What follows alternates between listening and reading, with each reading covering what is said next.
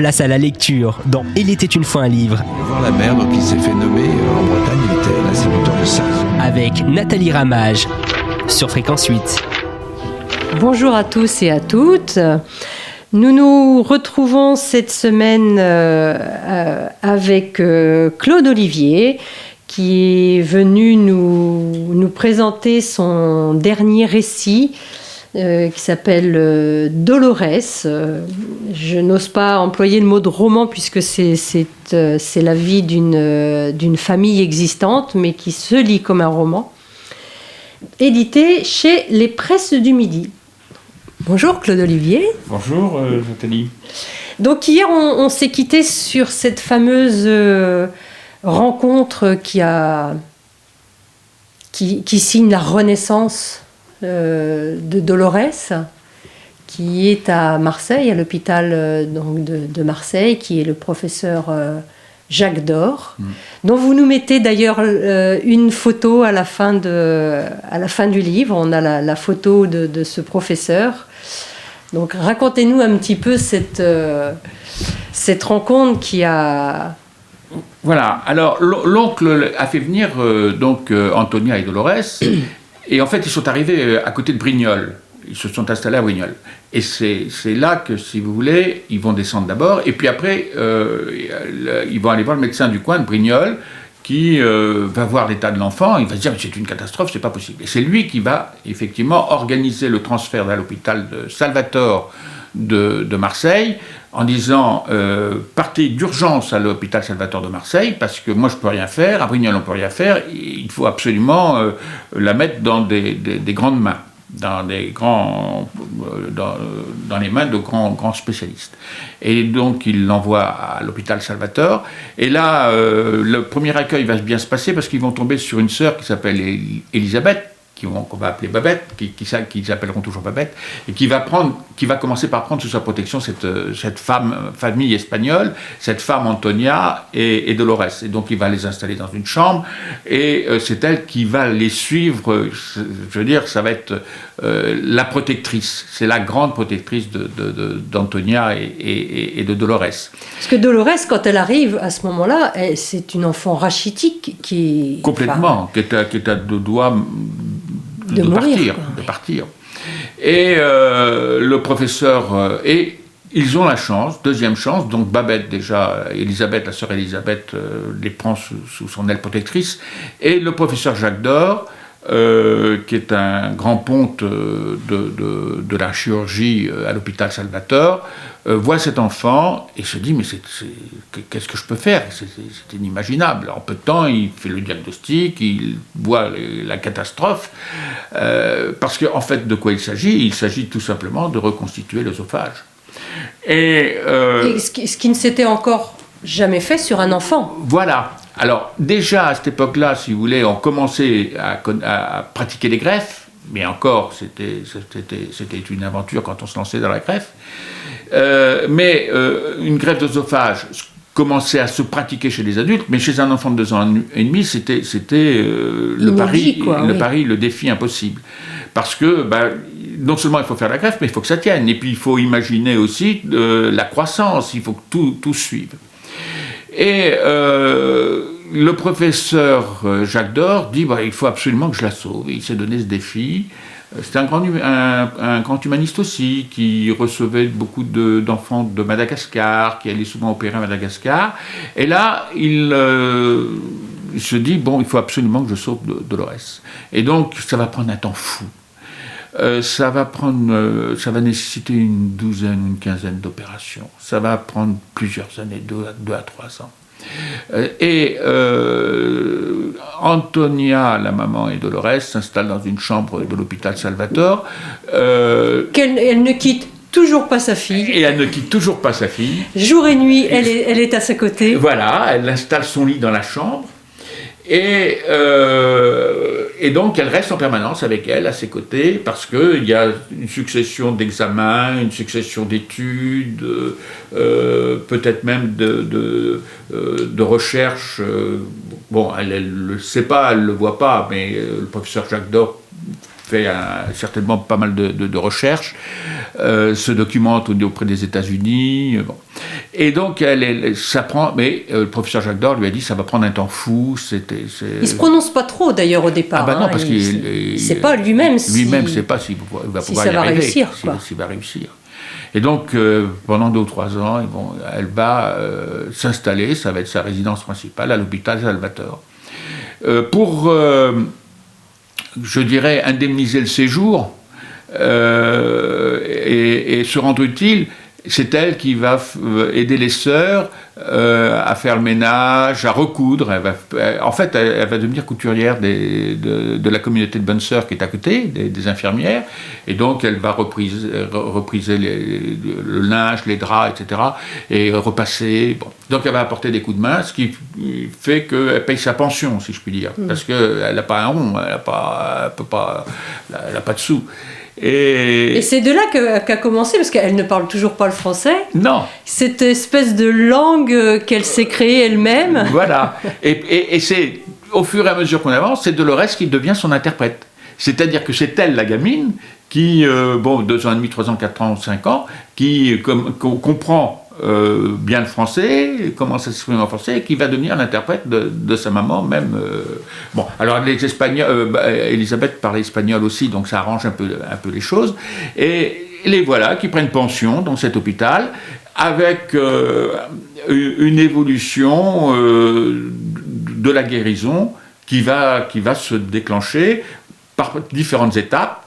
Étape conduite évidemment par le professeur Jacques Dore, qui va en faire, je dirais, un cas spécial, enfin, qui va devenir exemplaire, et qui va donc procéder à différentes opérations, reconstituer l'œsophage, faire la greffe de l'œsophage et remettre Dolores d'aplomb. Ça va prendre 2 ou 3 ans. Dolores devient en quelque sorte c'est la mascotte de l'hôpital. C'est la mascotte de l'hôpital. Tout le monde parle de Dolores par-ci, Dolores par-là. Il y a même un pèlerinage à Lourdes qui est organisé parce que la sœur Elisabeth dit il va falloir qu'on aille à Lourdes. On va organiser le pèlerinage à Lourdes avec la gamine, la maman, et puis 2 ou 3 autres enfants. Si bien que tout le monde connaît Dolores dans l'hôpital, tout le monde connaît Antonia, et Dolores, qui était à 2 doigts de mourir, se rétablit tout doucement. Et c'est comme ça que cette famille va tout doucement aussi s'installer en France et devenir immigré espagnol, mais qui va s'installer dans la région de Garéoult, grâce au professeur Jacques Dore, qui lui restera toujours proche de la famille, puisqu'il assistera au mariage, il assistera au premier emploi de Dolores, il sera toujours là, un peu comme le veilleur de cet enfant qui va faire maintenant et qui va faire toute sa vie au pays du Var.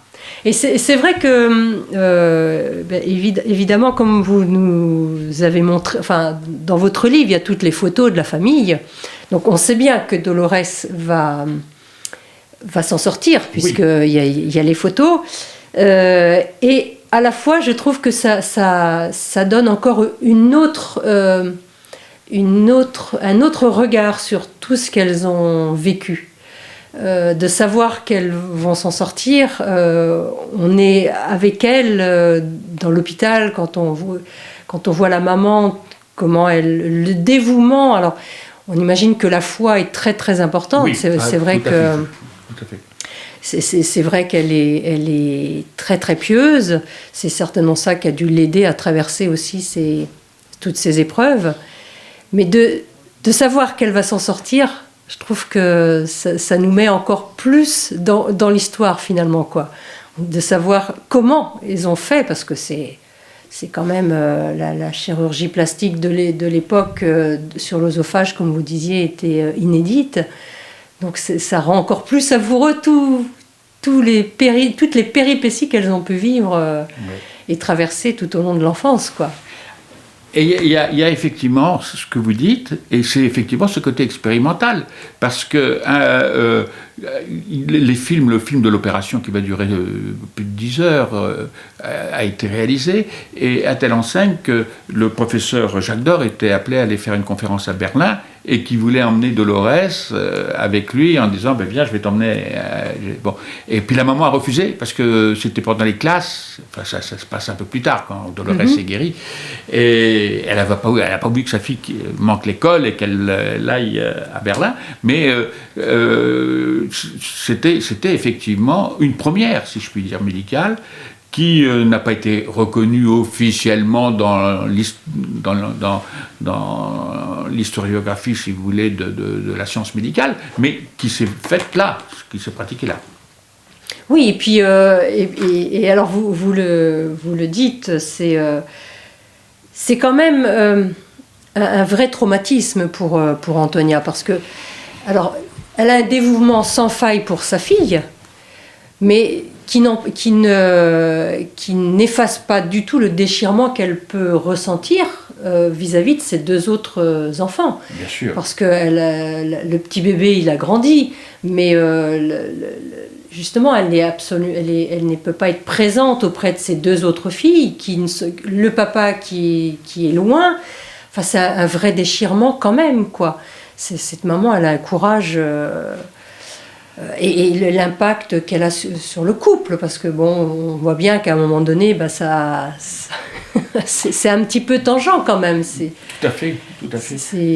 Tout le monde s'est sacrifié. D'ailleurs, les enfants le disent aujourd'hui, quand Piedade dit...